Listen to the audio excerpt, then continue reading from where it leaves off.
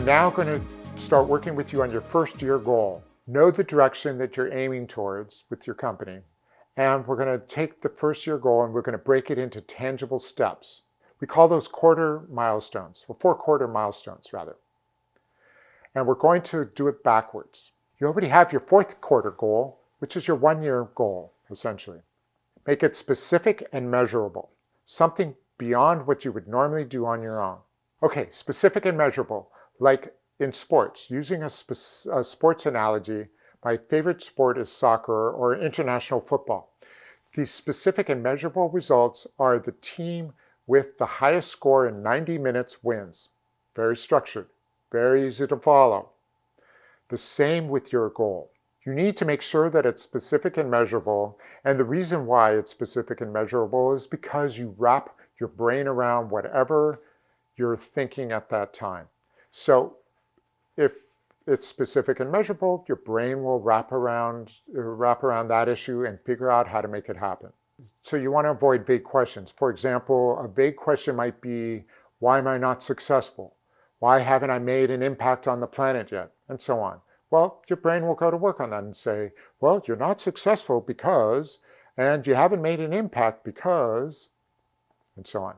So rather make it specific and measurable, meaning things like, okay, at the end of the year, I want 10 paying corporate accounts to help them build their corporations while reducing water usage by at least 10%, for example.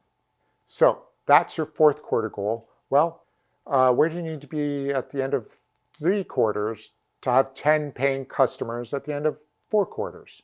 That becomes your 3rd quarter milestone. Well, in order to have 10 at the end of the year, I need to have at least, so we need 5 paying customers in 9 months, or quarter 3. Okay, what do you need in 6 months?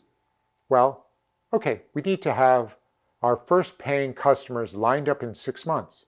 So we have 1 customer. That means they've paid and they've hired us. They love working with us. Okay, fine, we're going to keep going, and all right then, that's what you need in 6 months. What do you need in 3 months? Well, that becomes your 3-month goal.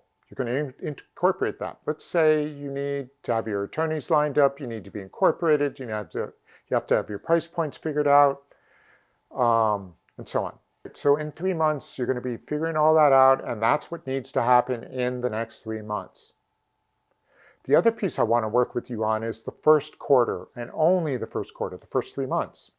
We're going to break that backwards by month. You already have the 3rd month goal lined up, which is the end of the 1st quarter. So by the end of month 3, you're going to have your attorney, you're going to be incorporated, blah, blah, blah. You're going to have it all set up. Great. Okay, perfect. So we're going to do the same process now, only for the 1st quarter, and I'll explain why we're doing it this way in a moment. So for the 1st quarter, you're going to break that month 3 goal into where do you need to be by the end of month 2. So for example, you're going to have your website done, and you're going to have, well, the final draft of it done anyways.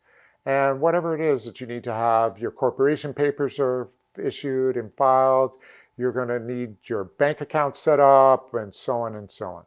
That's what you're going to do by the end of month 2. Where do you need to be by the end of month 1? Well, okay, in the first month, I need to do X, Y, and Z for the company so that my corporation is set up by month 3 and I have my first paying customer, whatever it is. Okay, then for the 1st month, you're going to do the same process, only for the 1st month. And you're going to break it backwards by week. We already know what you're going to do in week 4, which is your 1st month goal. You're going to break that backwards. Okay, where do you need to be in 3 weeks? Where do you need to be in 2 weeks? Where do you need to be in 1 week? And from there, you're ready to play it forward. Okay, the reason why we do it this way, and we only do it for the 1st month, the weekly goals, is because whether or not you hit your goals in the 1st week, you still need to make the 2nd week's goals happen. Now, if you did this for the entire month, you might have a mess on your hands very quickly. But when you get to the end of month 1, the 4th week, you can now fix and adjust the next 4 weeks based on wherever you are in month 1, and so on. And you carry it forward. So you worked it backwards, and now you're going to play it forwards week by week based on this model.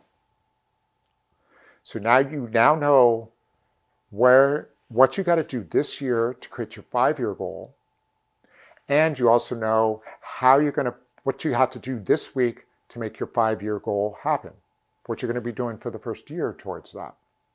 It's kind of powerful. Again, the key is to make it specific and measurable.